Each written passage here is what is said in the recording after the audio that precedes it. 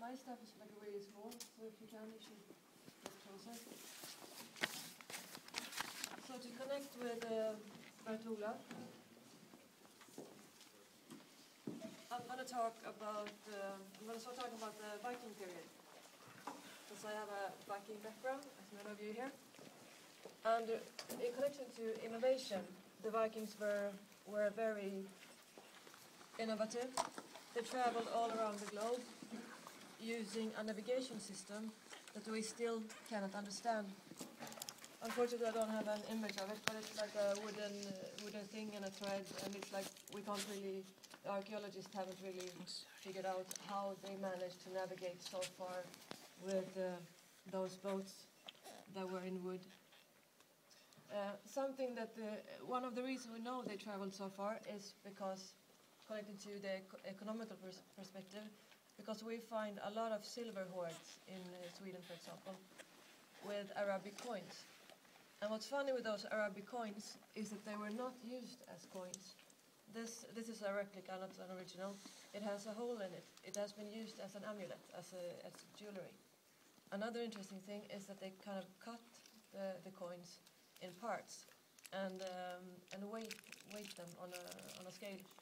So based on the weight of the silver, they had another way of counting. So they didn't use it as coins as we use them today.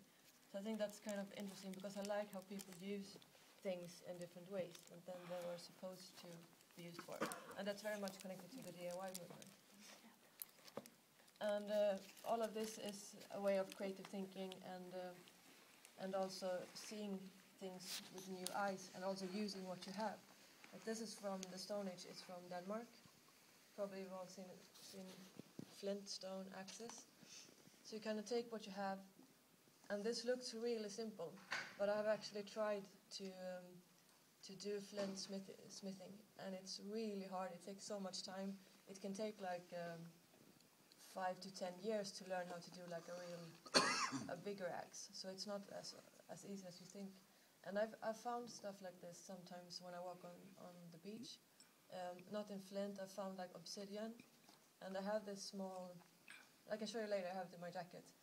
Obsidian thing that you can actually see that it's been used by humans based on the waves on the stone and on the small hacks. And I can actually use it as a knife, so I have it in my pocket. So if I need to cut a thread or something, I can take my storage axe and kind of use it. Still nice. In 2013. So it looks really simple, but it can be very useful. And that's kind of what creativity is to me. This is also handicraft. We kind of separate crafts from art, and because art has another. From the 60s, it's more about theory, and like Magritte. This is not a pipe. Has everyone seen this picture? That's more the way we see art today, and the process from the ritualistic art. Because if you go back to the Stone Age or Viking Age, you see that art has been such a natural part of our living society. Like the cave paintings, it was used for educating, basically, and for storytelling. So cave art is like an old cinema.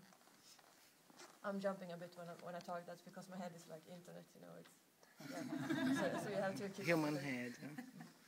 So the cave art has actually been compared to cinema, because if you light it in the right way, you can light different parts of this big storyboard, and it's always non-linear. So it's from my Nordic perspective, when Christianity came to Sweden, then the all non-linear storytelling methods kind of disappeared, and we got this traditional three-based, after Greece to three-based drama curve. And I think a lot of storytelling aspects got lost in this period. And also when we came to the Renaissance, art was separated from sciences. So at that point, art lost a big part of its value, art and culture. And today I feel that after this Magritte thinking and because a lot of revolution has happened through art, through DIY movements, through this creative thinking. And today I think they're merging, like science and art are coming together again. and that's because of people like us that do all those DIY stuff.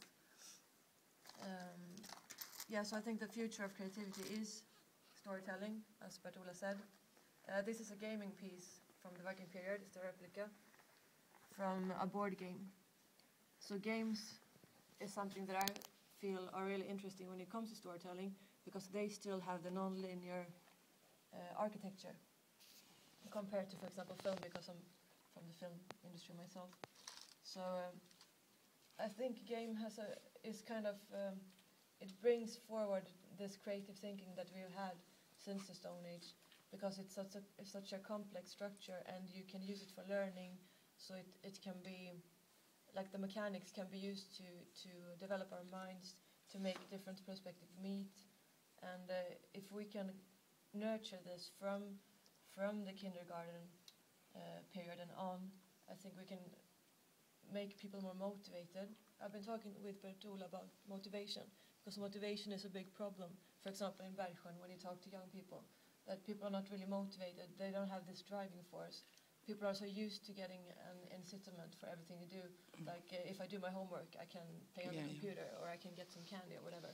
We don't nurture this natural driving force and imagination. And they always talks about imagination and how can we ignite it.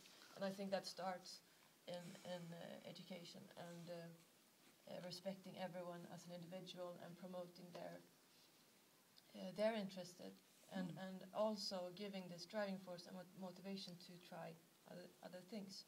And if we can start this change, which has started all over the world, as you showed, if we can kind of help those people who, like Nadia and Edgeways are doing, if you could try to help those people who try to change the system, like Earth OS and all those small projects we have here. Yeah, maybe not all of you know it, but Matthias has this cool open source project. If we can help each other kind of develop those projects, I think we can increase the value of creativity in the future. So I think, yeah, that's what I wanted to say. Very nice. All right, so we had a perspective on creativity, value in the future, focused on social capital and what value, underlying value is. A perspective from arts, archaeology, and anthropology, I think, from Jasmine. I've also asked Lance to share his perspective and ideas on this topic. So Lance, the floor is yours. Whether we want to be seated like this or in the chair, that's up to you.